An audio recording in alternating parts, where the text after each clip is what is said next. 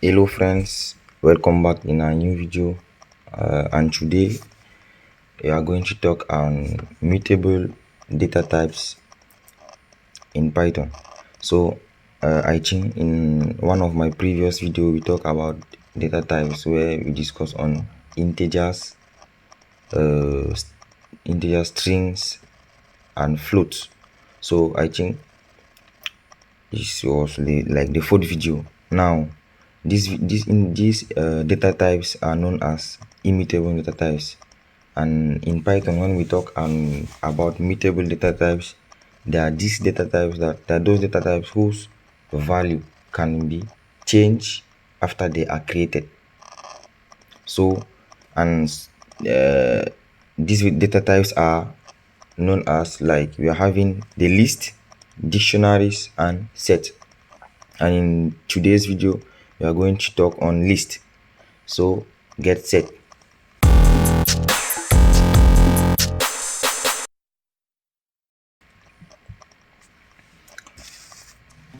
Now a list can be defined as an ordered sequence of objects that can be of any types. That is, it can be a collection of items. Like if we want to go somewhere, we want to list the item that we are having. So here in Python is more little bit complex, so they are functioning the same way, but we should only put in our mind that list, they are only a collection of items which are on ordered way. Now a list are denoted with square bracket. Let's enter in our console and we see. So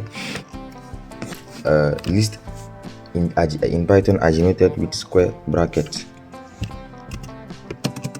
Let me change my keyboard. Okay, now let's say for example we have a list L1 which is equals to let's write as having an integers numbers, list of numbers 2 3 4. Let's stop here. Now and if you return this list, so here you are having a list of integers, and it's the same way. They are all denoted, they are all covered with square bracket. So and this square bracket shows that you can access them easily using index. Now let's say we are having another list li2 which is equals to let's say strings. So open a square bracket, you put a comma b comma c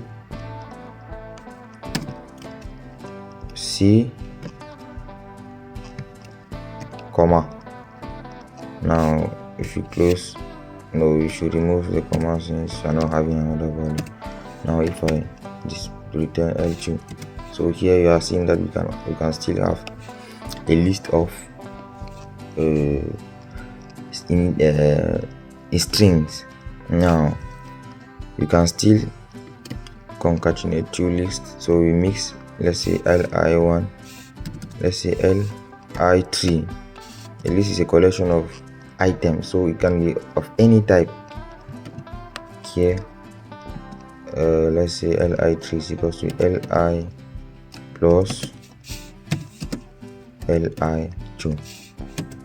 Now if you display li3, you see that li3 now is the mixture of integers and strings. So these are simply, so we can simply say that lists are collection of any type of item. So it can be integers, strings, float, characters, booleans. All these things, they can be found inside a list. Now in Python, lists are extremely important like in other programming languages. I think that you have been you might have heard the word arrays, like for example in C. So in Python, lists are a form of array. They are not exactly array, but they are a form of array. Now there is a very important, the thing that is very important in list is that lists are data types. Lists are data structures. We know that there are data types, so lists are data structures. Now like if we talk on data structure, what are data structures? Now data structures can be like a container around your data that has different methods of accessing the data. Let's say you're having a container having different items, and now if you come with different methods to access them, so that is what we call a data structure. Now like let's say, given that you want to put something into your list and it needs to be accessed, how are you going to do to access them? So now in Python, lists are zero index. We will be talking on list because in this video is only on list that you will be talking, and in the next video we'll be talking on another mutable data type. So when we say, given that you are having like different items, like here we are having 1 2 3 4 ABC. Now like let's say you want to put something into the list, you want to add or you want to access some item, how are you going to do? Now that is what we call in Python let's say index. Here in Python, lists are zero index, which means every item, the first item start with 0, the second is 1, third is 2, fourth is 3 until the end. So the first item is 0. Let's say for example we are having a list of names, like we are having a list of names, let's say Clement, comma let's say Junior, let's say Davy. I'm taking examples. Davy, let's say AZ, okay, I forgot to put this thing, AZ. Now this is our list. It's a collection of items. Now if you want to access like the first item, you only use the index. So names, the index 0. So here you are having Clement, and it's the same thing. You can access them differently. Like if you want to access the last element, you can see that here is 0 1 2 3. So the last element is 3. If you print name 3 here, name 3, so here you are having the last name, which is AZ. So here this is what we call list indexing. So we use the index to have the item that we want. Now we are going to talk on list slicing. So list slicing is another way of accessing the item. It's like you want to take like a value. If you say you want to only take this item, like Clement, so you can use list slicing to access it. Now let's create a new list. Let's say none. You work with Okay, let's say you are having one list of numbers 1 2 3 4 5 6 7 8.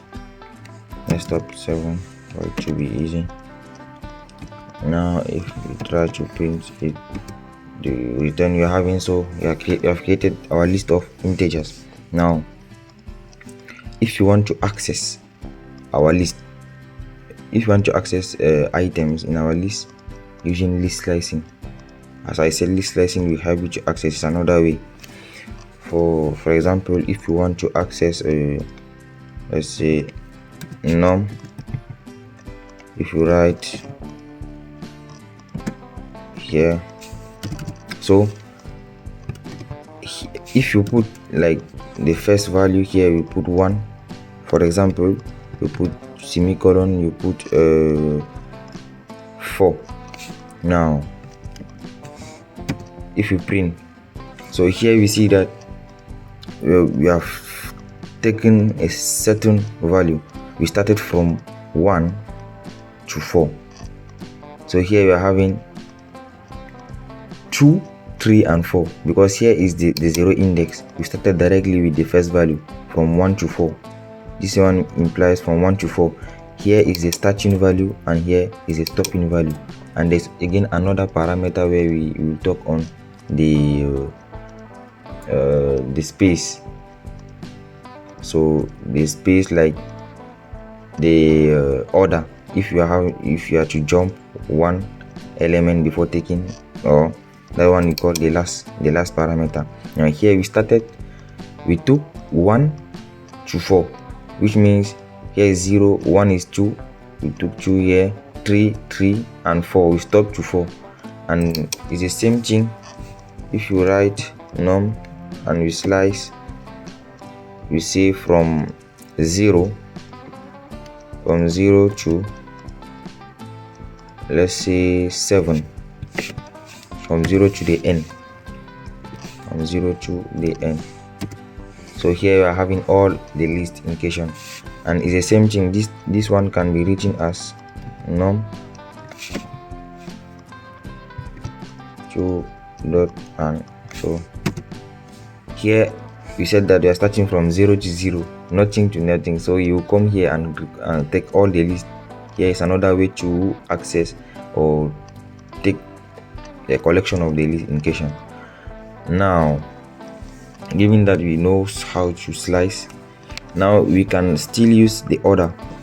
Like we take the first example where we said num and we slice from, let's say from 0 to from 1 to 5, and we put the jumping. Here is used to jump. Like if you put 2, in default it is 1, so because if it is 1 here, we are having 1 2, it's not jumping. But if it is 2, if we write num 0 to 7, you instead take 1 and jump 2, you take 3, jump 4 and take 5, jump 5, jump 6 and take 7. So here we are saying that it should take from 1 to 5 by jumping 2 2. If you try to return here, you see that we are only having 2 values, 2 and 4. Like 1, where is 1? Here is 1. You will jump 3 and you will come here on 4. So here is the third parameter that we added on our slicing, list slicing. Now, given that we know how to declare a list, put items on them, index them, how can we update our list, like add values, remove values in our list, override some of the values? So here, this is the important concept on mutable data types, where you can modify them easily, where the original list can be changed after it have been created. Now we are having what we call list method. Now in Python, list list comes with many different methods that we are going to discuss some of them. So here, let's say we will take this list. Let me just copy paste it. Oh, I think that is still here because I did not overwrite names. Okay, they are there. Now, what if we want to apply some method? As I said in Python in my previous video, to access to use method, you only use the name of the name of what you want to apply the method on, and followed by a dot. If you put names dot, so here you are having different methods. You are having append, clear, copy, count, extend, index, insert, pop, remove, reverse, and sort. I think there are more than 10 methods where we are going to talk on. The first method we are going to talk here is popping. If we say, let's say you want to pop, here they are showing us by default that index -1 slash marks preceding argument as positional only, remove and return item, and index default last. So if because the index is -1 and the default, it means that if you try to pop without putting any value, you pop. So here the default, as is set, the default one is hazy, which is the last value, because we are having Clement, Junior, Davy, and Easy. If you want to pop without indexing or putting the index into the argument, so it will take by default the last one. Like if you try to return our list, so here we see that we remove. Popping means removing from our list. We remove Easy, and now let's say we want to remove Junior, which is in between Clement and Davy. What are we going to do? So you write names dot pop names dot pop names dot pop. Junior is in the index number 0, 1. So if you put 1, here we see we remove Junior, and it is like that. You can remove any value in your list. So if you print display return the list, we are having only 2 elements in our list. Now let's copy back our same list here.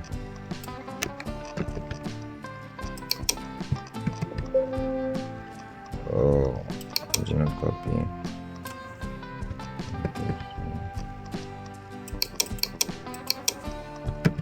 Actually, now if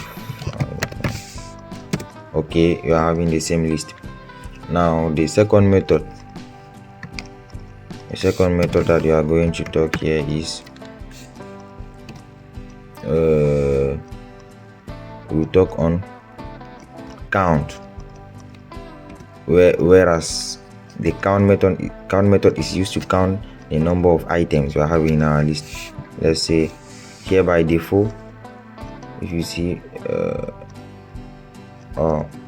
okay, let's see, we try to see the value by default, or there's an error. Trace back most recent call last in line 1 in module names.count. Count takes exactly 1 argument, 0 given. So they set in by default you should take an argument names dot count. Let's say we take the index, you're having 0, 1. Let's say we count 0, having names dot count 0. If you try to bring here, you are having 0. So the count method is used to display the number of occurrence of a certain item. Like here in our list we don't have 0, so that is why the is returning us 0. So let's say for example names dot count. Let's say we want to count the occurrence of Davy in our list. So here, if you print here, we are having 1. So in the list we are having 1 occurrence of Davy. But to be more explicit, you create another list of numbers. Let's say norms is equals to 1, 2, 3, 4, 5, 6, 7, 8, 9, 9, and 3. And if you close here, if you print norms, okay, you have in our list of numbers. Now let's say we want to know the occurrence of 9, because I put 9 3 times. If you want to know exactly how it functions, you put the occurrence and you put the value which you want to know the occurrence. So here, if you print, you are having the occurrence of 9 is 1, 2, 3. So it's working perfectly. Let's try to see the occurrence of 3 that I also added another value of 3. If you see norms dot count 3, if you count 3, so here you are having 2 occurrences of 3. So the count method is used to know the number of occurrence of a certain item or value. Now, given that we can append, we can pop, remove element in our list, we can count. So now we are having another method which is interesting, where we can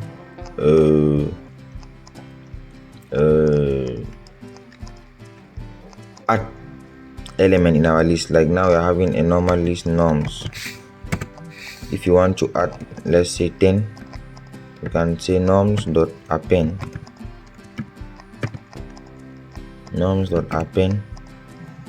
equal 10. So if I print norms, I will see that 10 is by default appended in the last position. We can still append another one. Let's say we try to append 1, norms dot append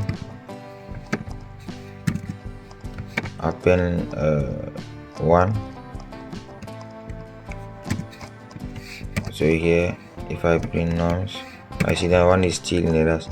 Now, given that we can still add values, so here we are still updating our list.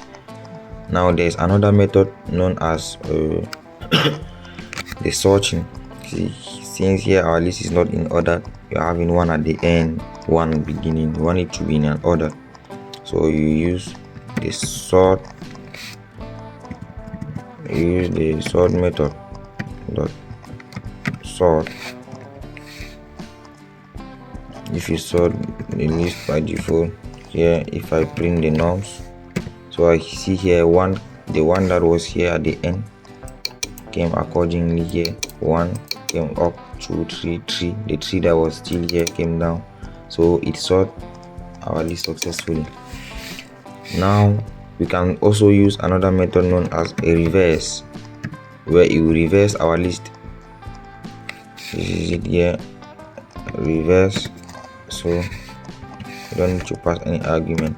If you return it, now you see our list is starting with 10 downward. So it reverse our list. Since our list was sorted in increasing order, now it reverse it, which will be in decreasing order from the biggest to the smallest. The last method you are going to see here for this video is the index method, where we get the index of a certain value. let's say we want to see the index, now the index of 5, index of 9. So here it returns directly the index of 9 is 1, because here is 0, here is directly 1, and we are having 1 2 3 4 5 6 7 8 9 10 11 12 13 14. If you want to see the index, nums dot index of, let's say 3 will be very far here. So here you see that 3 is in the index of 9. You can still test 0 1 2 3 4 5 6 7 8 9. So it will take the first value that you found, the first 3. You don't need to know the second 3. So it will take the index of the first 3 that you will find. So for the purpose of this video, we are going to end here, even though we are having so many methods, but the video is already becoming too long. I will end here, and I will add in the description, as I said, the link for you to get more details in this different Python list method. Thank you very much. Please do not forget to subscribe and like, and also happy new year.